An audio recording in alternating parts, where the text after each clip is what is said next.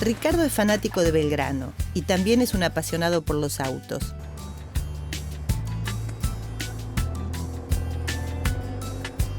Vanessa, en cambio, se inclinó hacia las nuevas tecnologías y hoy es técnica en computación.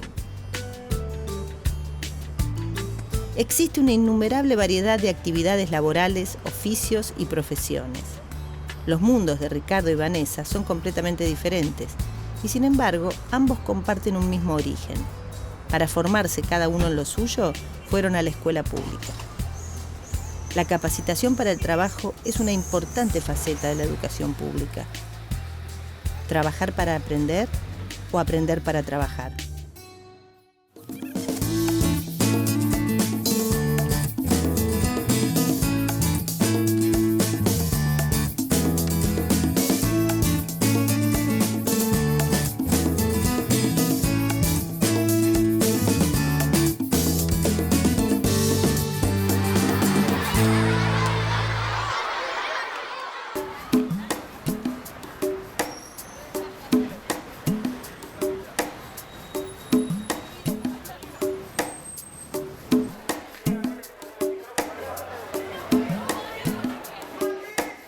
La educación media es uno de los momentos para que los jóvenes se capaciten para trabajar. En Argentina, cerca de 500.000 de estudiantes secundarios concurren a distintas escuelas técnicas públicas. Desde acá y después con la pinza te paras bien en la punta y desde ahí empezás a girar para que no se vea ese planito.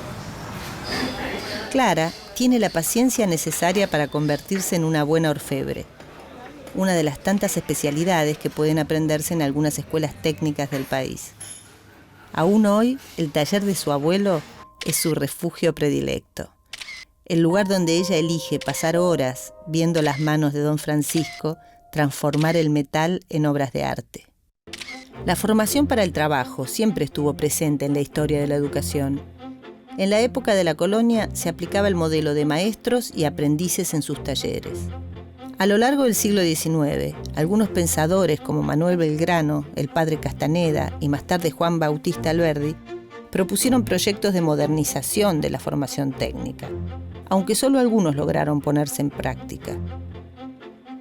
Hacia el siglo XX empezaron a implementarse algunos cambios, con la aparición de distintas escuelas que formaban técnicamente a sus alumnos para variadas tareas y oficios.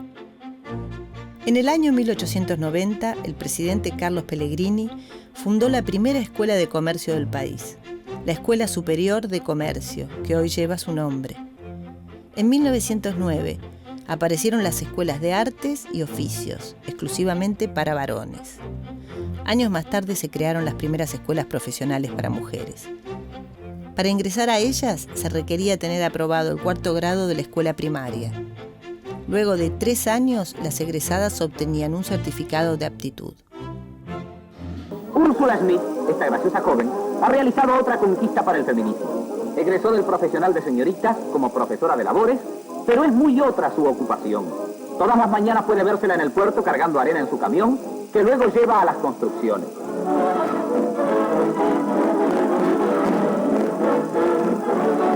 El medio que eligió para ganarse la vida es el que le gusta. Y uno piensa que Úrsula aportó su granito de arena al progreso del feminismo. Más que un granito, varios camiones.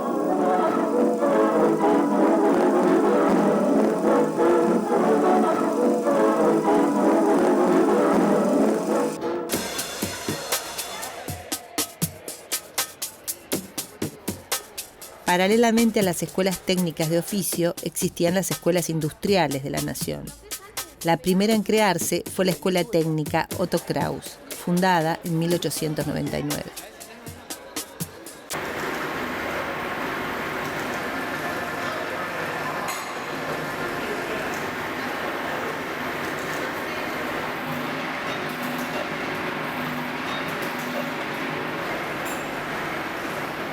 Oscar trabaja en el Otto Kraus hace más de 20 años.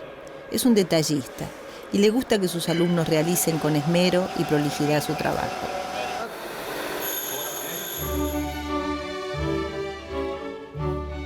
Siguiendo el modelo de instituciones alemanas y francesas, las escuelas industriales tenían como fin la formación de técnicos.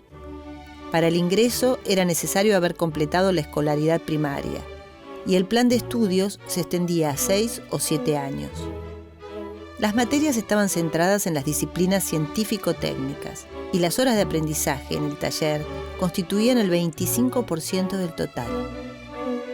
Algunos de los títulos que se podían obtener eran los de técnico en mecánica, en electricidad, en química y en construcciones, civiles o navales.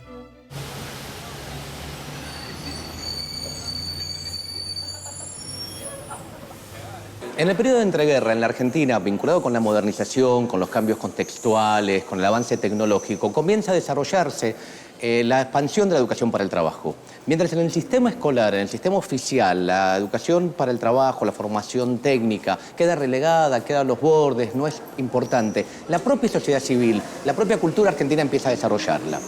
Aparecen la idea del inventor, del sabio, aquel que vincula oficios con creatividad, cierto uso profano de la técnica, la aparición de revistas de difusión masiva como Mecánica Popular, que empieza a editarse tempranamente, como Lupin, donde los saberes de la técnica, los saberes del trabajo circulan.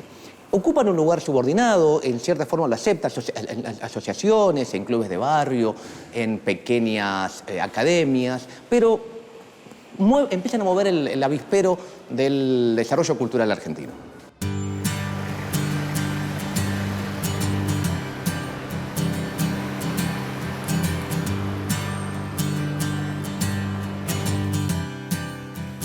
Carlos trabaja en una imprenta desde hace 2 años. En la escuela aprendió cómo funcionaba aquel primer invento que hizo Gutenberg a mediados del siglo XV. Hoy son otros los tiempos, y gracias a los avances tecnológicos puede realizar su tarea con nuevos equipos. En 1935, el Estado Nacional creó las primeras escuelas técnicas de oficio, que buscaban elevar el nivel de preparación del alumnado.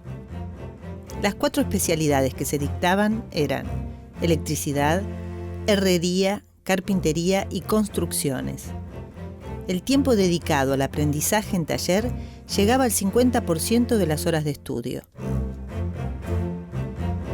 Quienes egresaban de las escuelas técnicas de oficio recibían el título de obrero especializado en la disciplina cursada. Con 1 año más de perfeccionamiento obtenían el certificado de capataces.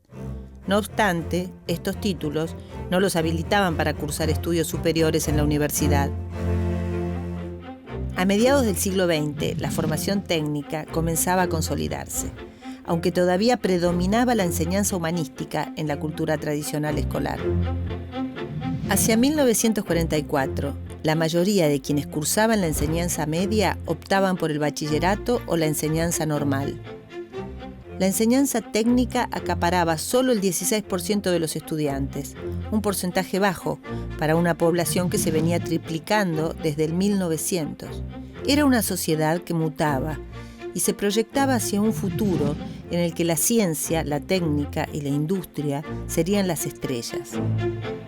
Comenzaba a popularizarse el uso de la radio y el automóvil. De a poco, los hogares empezaban a poblarse de electrodomésticos.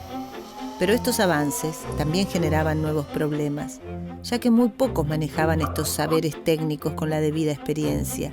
La enseñanza de estos conocimientos quedó mayormente relegada a academias e instituciones privadas, que ofrecían cursos breves para quienes querían capacitarse en estos nuevos oficios.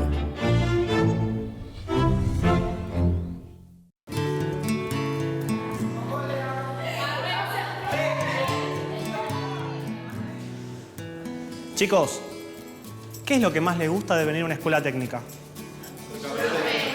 Yo, esa sí te la canto yo, esta te la canto. Yo hice un ciclo básico de 3 años en el Arsenal de Artillería de Marina Zárate, y a mí lo que me encantaba era que teníamos colegio a la mañana y después hacíamos taller a la tarde, pero lo bueno de de esta escuela técnica era que nosotros hacíamos taller con los operarios. O sea, aprendíamos con la gente que trabajaba ahí en el arsenal directamente, haciendo todos los trabajos que se hacían. Las balas, las reparaciones de las piezas de artillería. Entonces eso te daba un aprendizaje que por ahí en otro lado no lo podías tener. Yo elegí mecánica y terminé trabajando en los talleres de tornería y realmente fue una gran experiencia que la recuerdo con mucha felicidad. Por lo que elegí yo la escuela técnica es porque siempre vas a tener algo de qué laburar y la facilidad de poder saber qué hacer adentro de un laburo. Y la verdad que lo que más me gusta son los talleres. Los talleres desde primer año hasta sexto, donde estamos ahora, son todos interesantes. Todos te enseñan cosas nuevas, cosas que se usan cotidianamente, de todo. Lo que más rescato es que, por más conocimiento que me hayan impartido, aprendí a pensar mucho, a razonar las cosas. O sea, no solo a poder absorber lo que me dicen, sino a razonarlo. Como que se forja acá los valores, además de aprender a trabajar y la especialidad. Eso es importantísimo.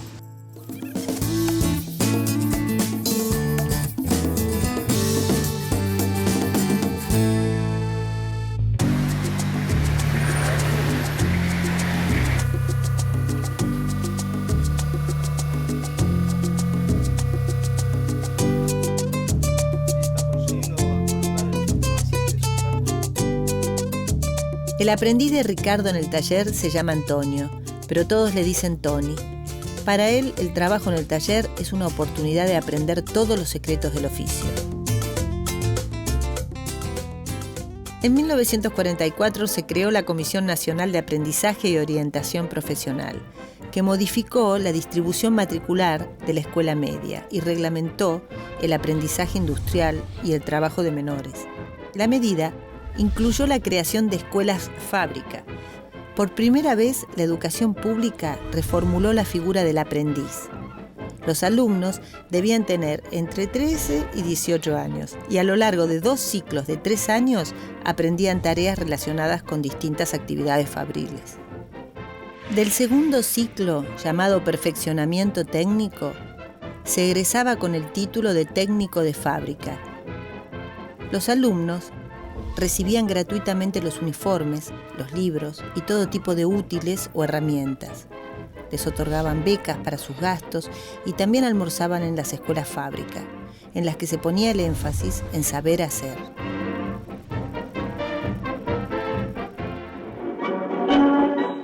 Avellaneda, con 25 aulas en las cuales se dictan clases teóricas y prácticas y un gran número de talleres en funcionamiento, cuenta la Escuela Fábrica de la Nación número 1. Interesantes aspectos de los alumnos en plena actividad productiva.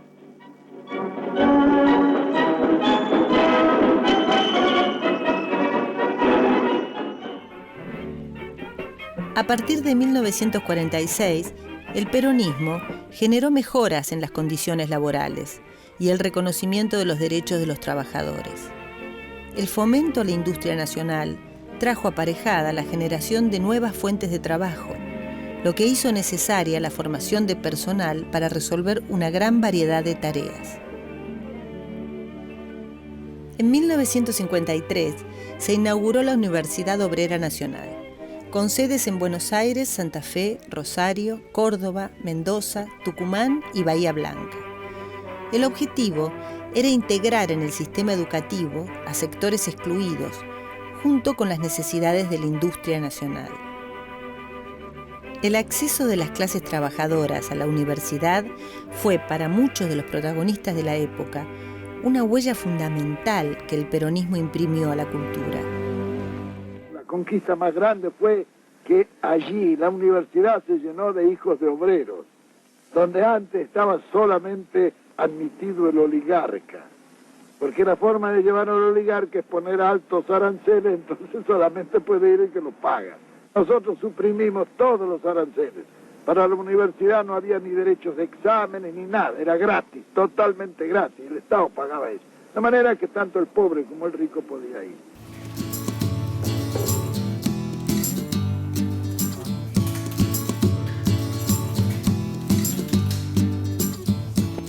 La educación pública le dio a Claudia la formación necesaria para desarrollar su actividad.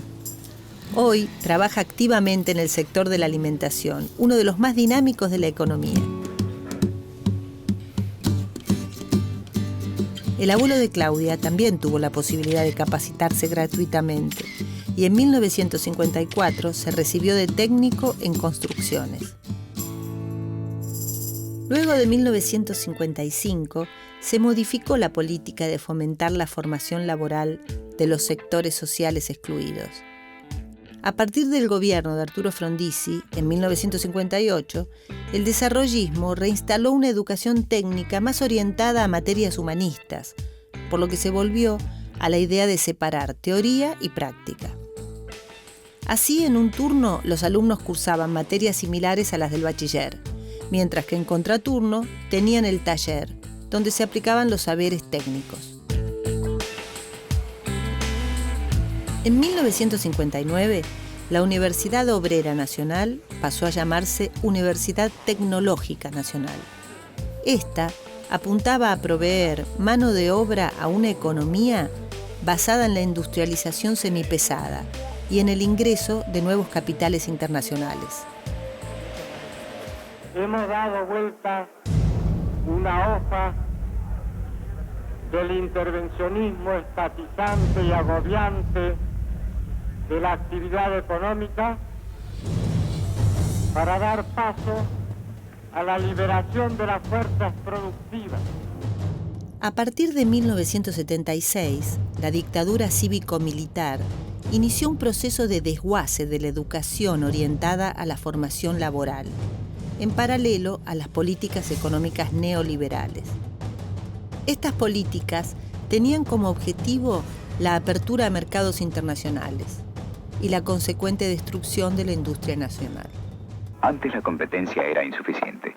Teníamos productos buenos, pero muchas veces el consumidor debía conformarse con lo que había sin poder comparar. Ahora tiene para elegir, además de los productos nacionales, los importados. Durante la última dictadura militar, en el contexto de un proyecto económico de descentralización y flexión laboral, el CONET impulsó el llamado Plan Dual.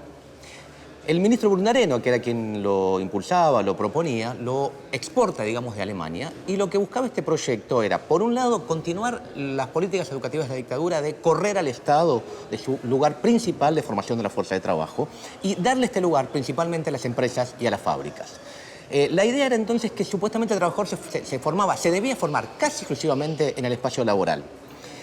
De esta forma lo que se buscaba era acortar, limitar las posibilidades que la formación para el trabajo podía tener para la formación de mejores vidas para los sujetos y limitarlas a las demandas de la empresa, a las demandas del mercado laboral y a lograr una mejor forma de adecuación del trabajador a las demandas económicas.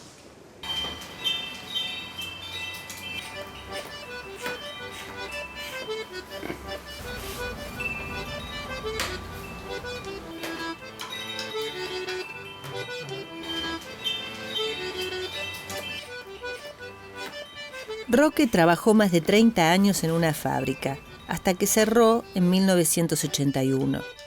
Desde entonces, tuvo muchos inconvenientes para conseguir un trabajo fijo. Sin embargo, los conocimientos aprendidos en la escuela técnica le permitieron salir adelante como electricista. Silvia, su mujer, siempre lo apoyó y con la ayuda de sus hijos pudieron subsistir en un momento histórico de crisis permanentes.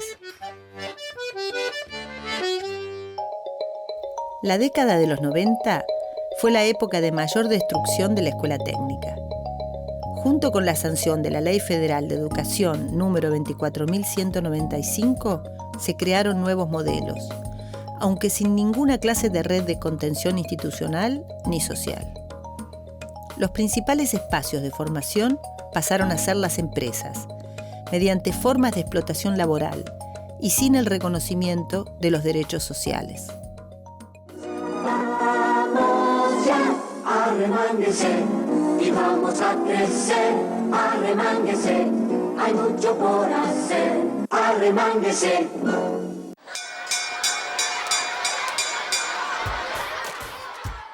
El recreo es uno de los momentos que los chicos más disfrutan en la escuela. A mediados del siglo XIX, la educadora Juana Manso fue la primera que en nuestro país defendió la necesidad de esta práctica.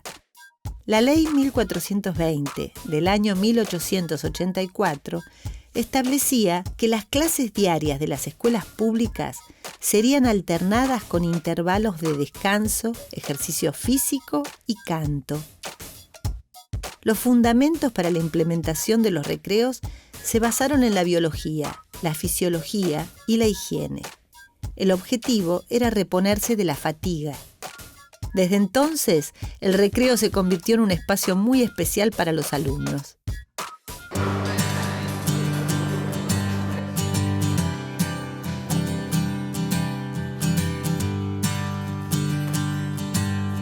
A partir de 2003, el Estado recuperó su capacidad de intervenir en la economía y en el diseño de las políticas educativas.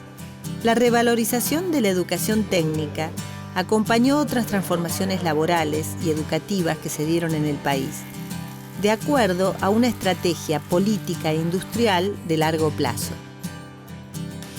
En el año 2005, la Ley 26.058 de Educación Técnica Profesional creó el Fondo Nacional para la Educación Técnica, que se financia con no menos del 0,2% del presupuesto nacional. Se estimula así el reconocimiento en todo el país de certificaciones y títulos en el nivel medio y superior no universitario.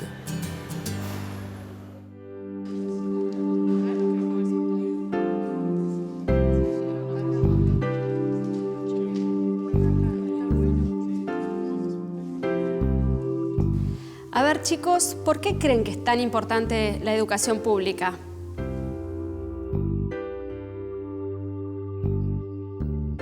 Porque me parece que, por lo menos en mi época y creo que ahora también, podían convivir una señora de la villa, un intelectual de izquierda y un obrero metalúrgico, como era yo, digamos, ¿no? Y eso me parece que es un instrumento de la democratización, ¿no? Porque en los años más oscuros era mucho más complicado.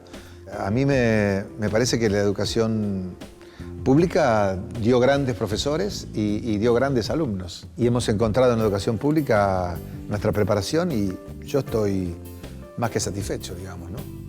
Pienso que la educación pública es importante porque es gratuita y es una oportunidad para todos.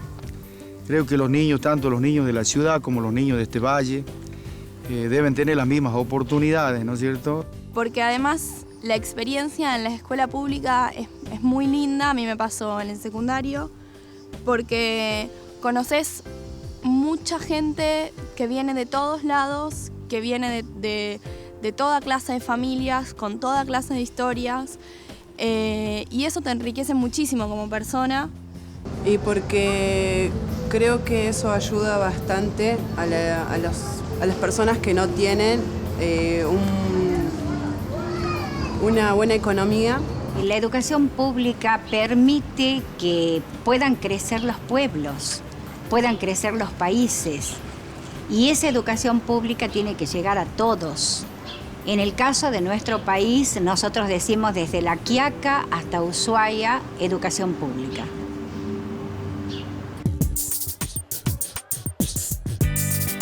En la actualidad, uno de los objetivos de la educación pública se orienta a la formación técnica y a generar oportunidades para los sectores más vulnerables.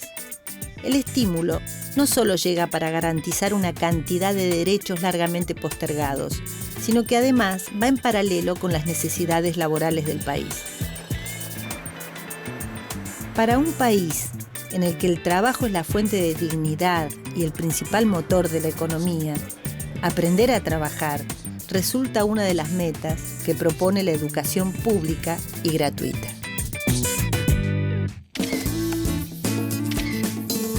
La educación hace a los pueblos y la formación de los pueblos y bueno, y la ventaja que tenemos por lo menos en este tiempo, ¿no? En Argentina es eso, la educación gratuita, y espero que todavía lo mantengamos por muchísimos años más.